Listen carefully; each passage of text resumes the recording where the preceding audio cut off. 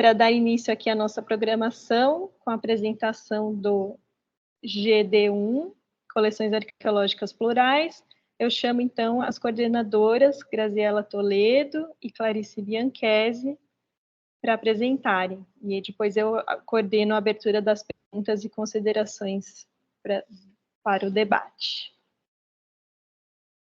Olá, bom dia. Estão me ouvindo? Ótimo. Então, vou me apresentar também nesse exercício, né, proposto pela Michele. Eu sou Graziela Toledo, sou arqueóloga do IFAM na Superintendência do Rio Grande do Sul. Sou graduada em História, mestre em Patrimônio Cultural e Arqueologia, doutora em Arqueologia. Sou uma mulher branca de 37 anos, cabelo liso, comprido, escuro, uso óculos, estou de camiseta preta, no meu fundo tem uma cortina clara, e junto com a Clarice, a gente coordenou, então, o GD1, né?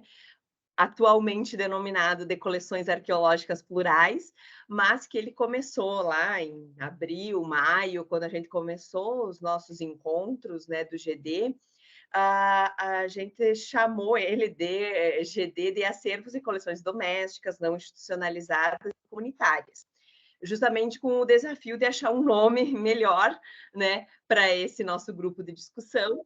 E chegamos a este, né, como foi apresentado, de coleções arqueológicas plurais, mas como a gente vai apresentar nessa nossa apresentação, como que foi sendo construído, né, e debatido, porque uma das propostas era justamente debater conceitos, nomenclaturas, formas de denominar essas coleções domésticas não institucionalizadas e comunitárias, para não ficar esse nome extenso e que não dá conta de toda a realidade que a gente tratou. Então, eu vou tentar aqui compartilhar o nosso produto, porque ao longo dos encontros, a gente foi fazendo discussões. Eu só gostaria que vocês me dissessem se está aparecendo, porque eu paro de enxergar vocês. Sim ou não? Está aparecendo. Tá? Tá. Então, tá bom.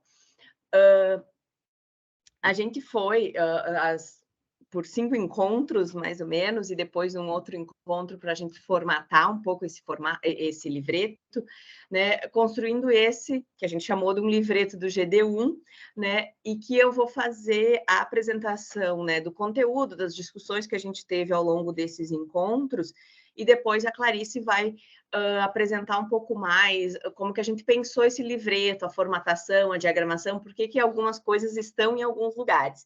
Então, também eu já peço licença, né, porque se fosse seguir, né, o nosso parâmetro de audiodescrição, muitas vezes eu teria que descrever muitas vezes o próprio slide para fazer mais sentido para quem está ouvindo e não está vendo, mas a gente pensou em primeiro apresentar assim, o conteúdo, o que foram as discussões a partir aqui do que está colocado nos slides, e depois a Clarice retoma e vai explicar um pouco como que a gente pensou a formatação, a diagramação que combine, né, com as discussões. Então, inicialmente, né, a gente chamou então essas coleções, né, como eu havia dito, e tinha uma infinidade de outros nomes que apareciam e realidades também, né? E aí a organização do evento, né, do GD, ficou a cargo meu e da Clarice, com o apoio da Maria Tereza Parente e da Amelia Gaspar, né, duas coordenadoras do GT Acervos, que nos deram todo o suporte nesses encontros. Os encontros também tiveram a participação de várias palestrantes, né, que foram nos trazendo suas experiências, seus estudos, suas pesquisas nessas temáticas, né? A Márcia Bezerra e alguns técnicos do IFAM, né? A Agatha Ludwig, do IFAM de Santa Catarina, a Fenate Paiva, que recentemente fez a abertura aqui conosco, a Ana Paula da Rosa Leal, também do CNA, o Jaime de Santana Oliveira, do IFAM do Amazonas. E também tivemos palestras e participação da Márcia Arcuri, que também esteve aí na mesa de abertura, e do Silvio Campos, né? Eles todos vieram trazer suas experiências, suas perspectivas, os técnicos do IFAM, principalmente os processos em que eles analisaram esses tipos de coleções e os encaminhamentos que o órgão, né, que o IFAM deu né, com o firmamento de termos de cessão, né, desses bens arqueológicos com as comunidades, com as pessoas detentoras desses acervos, e principalmente tivemos colaboração, né, de pessoas mais específicas na formatação, nas últimas discussões desse produto, né, o Maurício Silva, a Silvia Cunha Lima, a Helena Pinto e o Tiago Trindade, que nos ajudou muito na sistematização dos dados do IFAM.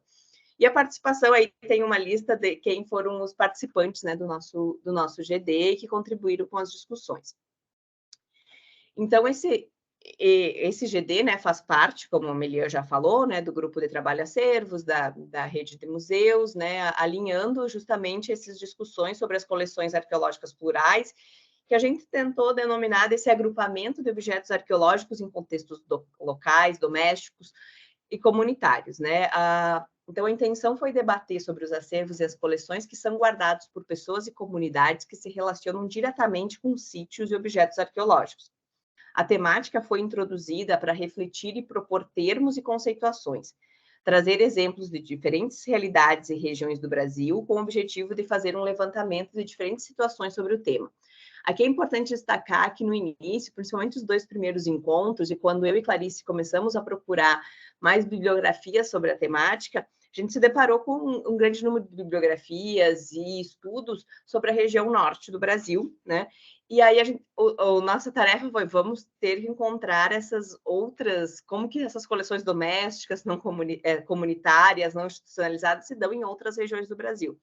Acredito que a gente não conseguiu fazer um grande diagnóstico, mas a gente conseguiu pontuar várias diferentes realidades em várias regiões do Brasil. Então, conseguimos fazer esse levantamento, mesmo que acho que a gente ainda tem muito para construir, né? E acho que uma das coisas, inclusive, que a professora Márcia Bezerra nos pontuou era de quanto isso é importante virar um tema de pesquisa, ser objeto de estudos para qualificar as discussões, né, ao redor desse tipo de coleção. Né? E, além disso, acho que como ficou muito claro, né, na mesa de abertura, a aproximação com o Centro Nacional da Arqueologia foi importante para a discussão de casos e as políticas do órgão relacionado ao assunto. Né? Então, principalmente em 2 dos encontros, a gente discutiu muito qual que foram a atuação do IFAM em relação a essas coleções, com o termo de cessão que vem sendo praticado e quais seus problemas, quais seus desafios, quais seus méritos. Né? Então, esse livreto, né, esse nosso produto do grupo de discussão 1, né, foi organizado visando apresentar a pluralidade de termos que foram discutidos para nomear e conceituar as coleções arqueológicas plurais. Vamos trazer, né, nesse livreto algumas sugestões e boas práticas ao tratar, lidar, atuar com essas coleções e sugestões bibliográficas sobre o tema. Então, dentro da pluralidade de termos, né, a gente chegou a essa discussão de como os objetos arqueológicos que estão sob a guarda de indivíduos, famílias ou coletivos por todo o território nacional recebem uma série de denominações que indicam a pluralidade de relações com esse patrimônio, mediados por processos relacionados à memória, cotidiano, localidade e atravessado por distintas marcas culturais.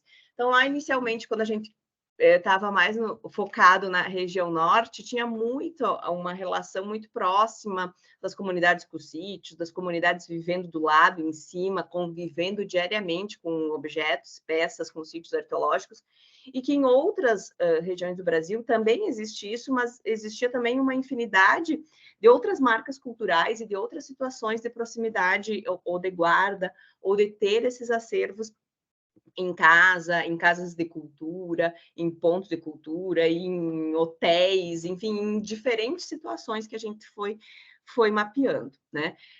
E aí, alguns dos termos que surgiram, né? A gente, então, nomeou coleções plurais, assim, para tentar abarcar todas, mas claro que a gente não vai chamar nenhuma coleção específica de coleção plural. E aí a gente diz, cada coleção pode ter uma nomenclatura diferente conforme a sua história, a sua formação, né? Com os atores envolvidos dessas peças. Então, surgiram nomes como coleção parente, coleção não institucionalizada, coleção não musealizada, coleção à margem do Estado, coleção doméstica, coleção comunitária, coleção afetiva, coleção familiar, coleção particular, e até termos que não usavam o nome coleção, né, como tralhas de memória, agrupamentos de coisas, porque vimos que em algumas situações somos nós, né, ou órgão do patrimônio, ou pesquisadores, ou universidades, academia, a nossa produção bibliográfica no campo da arqueologia, que chama, né, esse agrupamento de coisas de coleção, mas às vezes as pessoas que guardam, colecionam, detêm esses bens, chamam de outras coisas, né? Não necessariamente, e não tem necessariamente o objetivo de formar uma coleção. E aí, por ser uma linha muito tênue entre até aquilo que a Giane no começo falou, né, de algumas questões que ultrapassam essas questões, né, das coleções domésticas, enfim, a gente teve que marcar muito bem do que a gente não estava falando, né? E aí a gente está falando das coleções que não se enquadram, né, nesses agrupamentos de objetos arqueológicos em contextos locais, domésticos e comunitários. A gente não está falando, né, de comércio clandestino e ilegal, não estamos falando de coleções compradas e leiloadas, não estamos falando de coleções que são alvo de tráfico internacional de bens, não estamos falando de coleções formadas por escavações irregulares. E também não estamos falando das coleções que estão institucionalizadas nas instituições de guarda e pesquisas oficiais, regulamentadas, que fazem parte do cadastro, que dão endosso de forma dentro da legislação vigente do arcabouço legal que temos vigente hoje. Então, a gente está falando dessa pluralidade, deixando, né, muito claro os limites que também a gente não estava abordando. E aí, uma das discussões foi assim, essas coleções, esses agrupamentos de coisas no âmbito doméstico, familiar, afetivo, quais são os usos que são feitos pelas pessoas ou por essas, quais são as potencialidades dessas coleções? Então, a discussão de estudos de caso diversificados nos indicou algumas abordagens positivas para o trabalho com os objetos arqueológicos que estão sob a guarda de indivíduos, famílias ou coletivos no território nacional. Então, esses usos que a gente mapeou se dão no âmbito familiar, no âmbito comunitário, voltado para as ações educativas, para exposições, para educação patrimonial, para o uso público sem fins lucrativos, né? Também um uso para o cuidado e para a preservação, justamente naqueles casos em que o acervo está lá ao tempo, né? A toda sorte de diversas intempéries, a chuva, a enchente, a vendaval, há várias formas de se deteriorar ao tempo ou de se perder por outras situações que não só as causas naturais, mas por ações que poderiam ser irregulares mesmo. Então, há essa questão de guardar para cuidar e preservar, para evitar essa perda, né? Se deixar o artefato, o objeto, a peça naquele local, ela vai se perder, então as pessoas coletam para cuidar, né?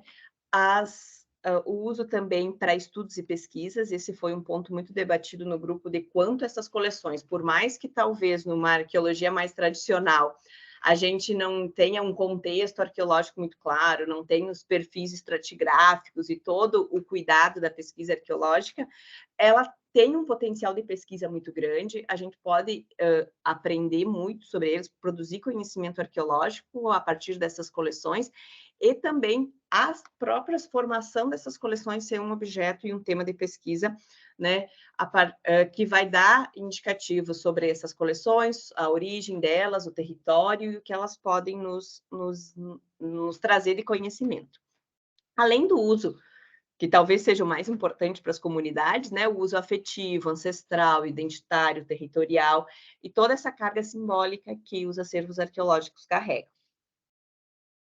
E aí, a gente deixa algumas recomendações, né, de boas práticas e cuidados ao tratar, lidar, né, com essas coleções.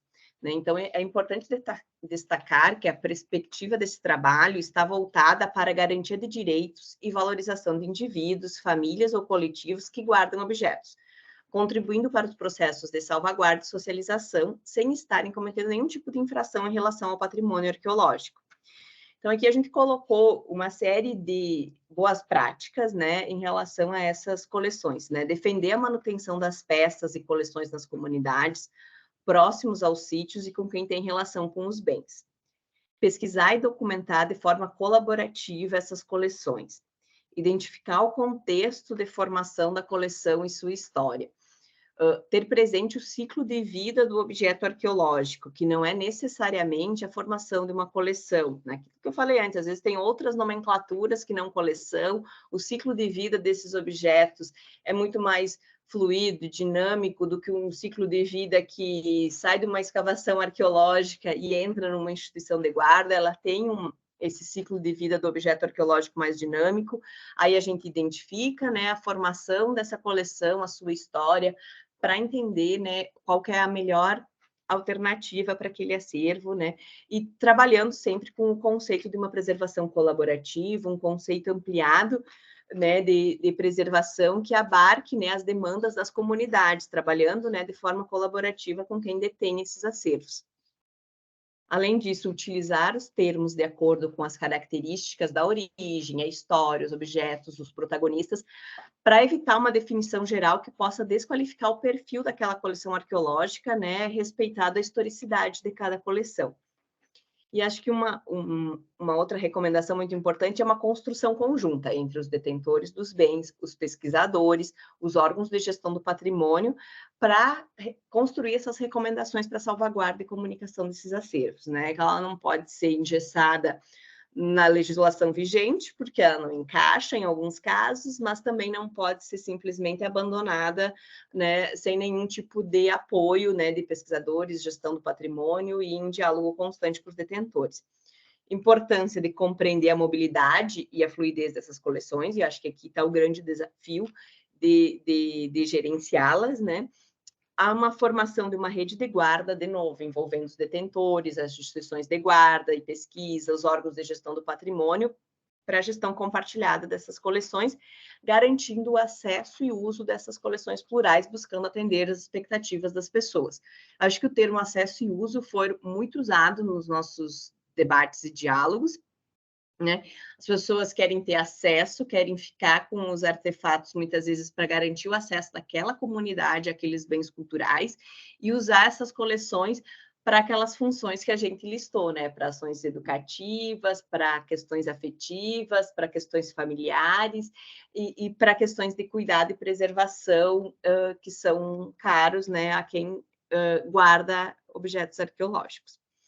E, por fim, a gente aqui tem uma lista, né, que eu acho que esse material vai ficar disponível, né, no site do fórum, uma lista de sugestões bibliográficas sobre o tema, que acho que foi um produto muito importante, né, eu esqueci de comentar que antes de chegar nessa versão, a gente fez uma lista de sugestões bibliográficas, uma lista de casos de coleções domésticas, coleções particulares, coleções comunitárias, que a gente tinha algum tipo de conhecimento e depois isso foi sistematizado nesse material. Então, aqui eu passo rapidamente a lista de sugestões bibliográficas que vai ficar disponível. E aí passo a palavra para a Clarice, para ela explicar um pouco como que foi pensado esse livreto. Pergunto para a Clarice só se ela quer que eu passe os slides ou se você consegue projetar, Clarice. Grazi, eu preciso que você projete, eu não estou vendo a tela, para mim não aparece, a minha internet está muito lenta, e aí eu vou ir numerando as páginas para facilitar a visualização, para o teu passar e também para a minha comunicação compreensível, ok? Tá. Então, eu só vou pedir para quem está assistindo, só me dá um ok se está passando de novo, se está tendo o compartilhamento de novo da primeira página do livreto. Sim, está tendo. Tá bom. Então, vamos lá, Clarice. Bom dia a todos, todas e todes. Eu sou Clarice Bianchessi, sou historiadora e arqueóloga, atuo como professora de História na Universidade do Estado do Amazonas, em Parintins, no Amazonas. Sou uma mulher de pele clara, cabelo castanho escuro, de comprimento mediano, uso óculos e estou usando uma blusa de cor preta. Estou na minha sala de trabalho em casa e a parede atrás de mim é uma cor branca, uma cor clara. Eu vou começar falando da capa do trabalho, a gente, né, nesse diálogo, pensando um livreto e o recurso que a gente tinha disponível naquele momento, né, quem dominava a tecnologia para trabalhar, o que tinha de programa disponível, e aí eu propus a gente trabalhar com o próprio PowerPoint nessa questão mais gráfica. Então, a primeira página do trabalho, que é a nossa capa, né, desse produto, que eu vou chamá-lo de livreto e vou tratá-lo aqui como livreto. Então, a primeira página é a capa, e aí a ideia era fazer uma apresentação gráfica nele que desse essa ideia inicial. Então, foi um desafio inicialmente pensar essa capa. A gente trabalhou com capas muito sugestivas de rede e, por fim, em um momento, optamos por essa proposta de chamá-lo de livreto do GD1 com o ano, né, da relação, colocar uma espiral para indicar que era um livreto. No PDF ampliado ele dá um pouco essa ideia, na impressão também, o formato dele é uma impressão de livreto, né? Depois a gente vai disponibilizar isso, quem quiser imprimir isso, dar esse visual. E essa estilo rosa, estilo flor aí, na capa, que é esse conjunto de círculos maiores e menores, vinham com essa sugestão do nome que a gente havia após os debates, como a Grazi apresentou, e aí eu já, durante a apresentação, percebi uma falha aqui, que entre coleções e plurais precisamos acrescentar o arqueológicas. Ele aparece no rodapé de todas as páginas, coleções arqueológicas plurais, mas por alguma razão foi esquecido aqui e, inclusive, na completa lá no slide 13 ou 14. Então, antes da disponibilização, a gente vai fazer esse ajuste.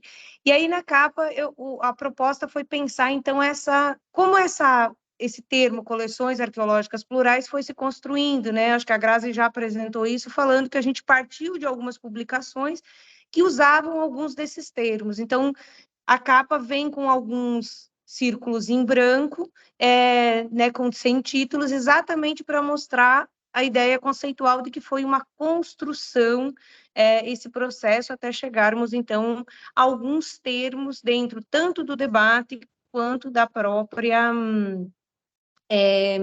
das próprias publicações que trabalhavam sobre o tema.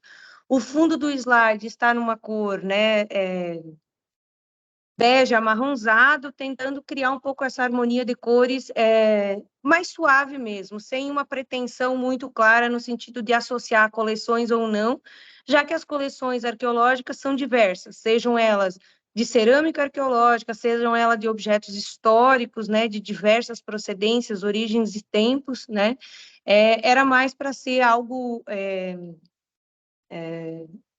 que soasse legal aos nossos olhos, né? Fosse algo harmonioso aos olhos.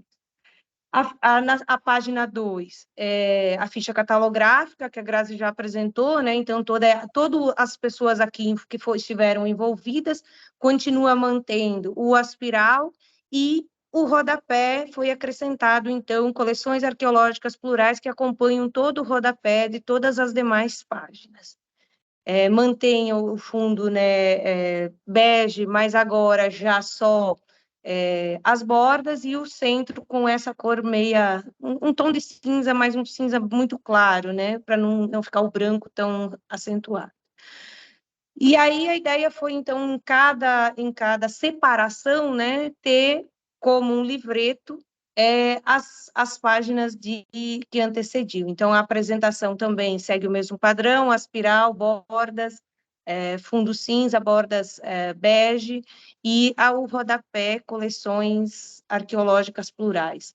E aí a apresentação que a Grazi já fez, né, então, apresentando o livreto que as pessoas têm acesso, uma capa exclusiva para pluralidade de termos, mesma apresentação, aspiral, contorno, né, o fundo cinza e o rodapé.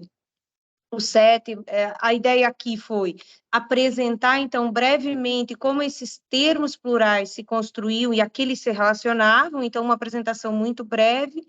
E aí a gente chega, então, na rosa lá da página 8, já com todos os círculos, e aí o colorido também pensando que ela é diversa, né? Essa diversidade de coleções e as cores diversas aqui tem essa intencionalidade.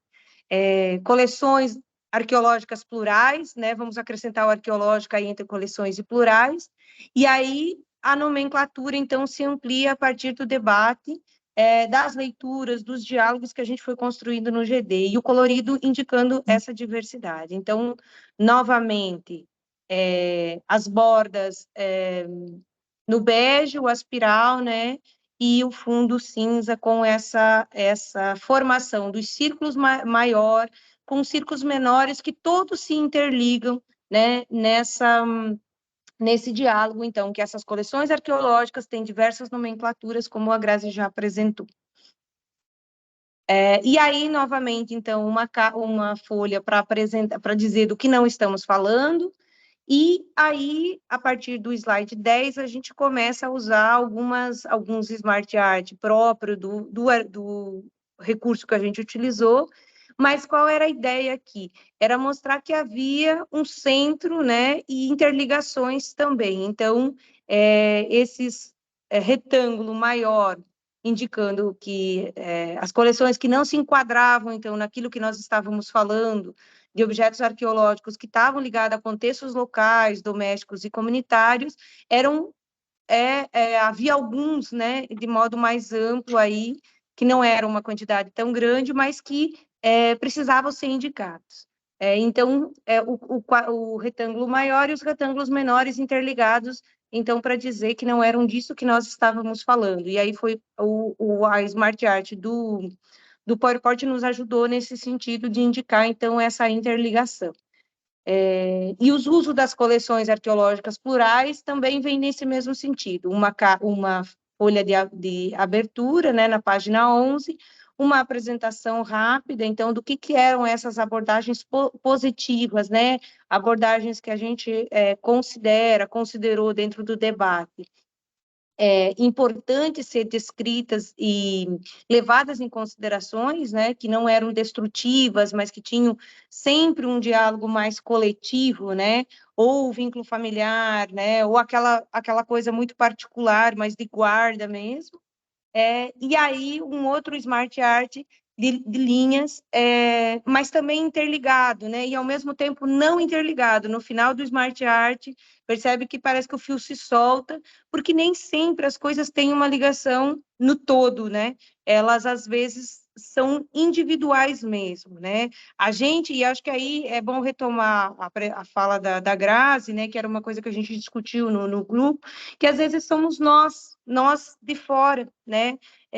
Desses coletivos que guardam, que formam coleções, que dizem, isso é uma coleção, isso tem relação com aquilo. E nem sempre tem, né? Na verdade, a pessoa que faz não estabelece essas relações tão claras como nós, pesquisadores, vamos agrupando casos, né, e relatos e achamos que tudo está interligado.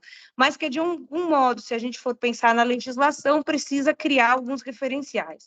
Então, é também um pouco essa ideia desse fio que não se interliga, apesar de seguir muito próximo, mas que nem sempre tem uma ligação efetiva, né? Então, nessa página 13 tem um pouco essa proposta. Também o colorido, né? Muito relacionado à ideia da diversidade, então não é algo único, então, das coleções, dos usos, né? Cada um a seu modo. E as boas práticas e cuidados também, uma capa para ela, né, uma contracapa, né, um título que abre na página 14, uma apresentação breve, até porque é sempre a preocupação de que quem estava no debate compreende um pouco como o produto foi construído. E a ideia é que fosse um material acessível e compreensível, então, isso foi também discutido na produção do material, acho que ficou bem interessante, né? E aí, novamente, uma Smart Art na página 16, então, que essas boas práticas estariam interligadas, então, né? Então, nesse conjunto de possibilidades da manutenção, então, das peças com as comunidades, que têm relação com os bens, com o sítio, que muitas vezes tem esse anseio da abertura de um pequeno museu, de uma exposição temporária na escola ou permanente, né? Essa série de situações que apareceram, né, em alguns dos relatos que a gente leu e que a gente discutiu. E aí esse conjunto, então, de relações e boas práticas aí que foram indicadas, mas interligadas, né? E aí a sequência também na próxima Smart Art da página 17, também com essa mesma preocupação, então, das particularidades de cada coleção. Eu acho que o que rege todas essas boas práticas estão sempre nesses elementos, né, das particularidades e do cuidado, então, com esse diálogo, com esses coletivos que se relacionam e que nem sempre são pesquisadores, né, que nem sempre têm aquilo como objeto de pesquisa ou de gestão, né?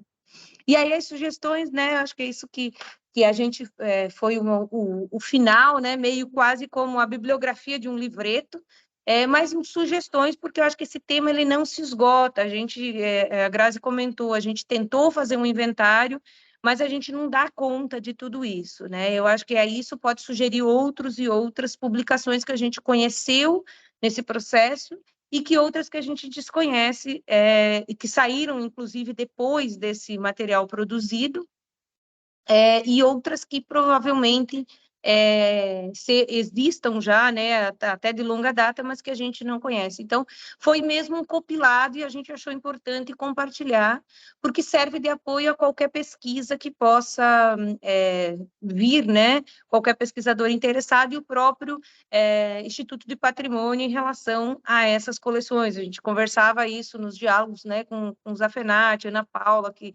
estavam em alguns momentos, o quanto era importante também conhecer, né, através dessas publicações que estão sendo feitas no Brasil, né, em diferentes regiões. Se a região amazônica talvez a gente apareça mais, né, e eu falo por estar aqui, mas a gente sabe que não é só, e a gente teve acesso, né, a muitos desses relatos e publicações, então que que tivesse essa amplitude. Então, acho que é isso, assim, da página 18, então, 19, 20 e 21, então, estão as sugestões, né, bibliográficas que a gente conseguiu compilar. Acho que é isso.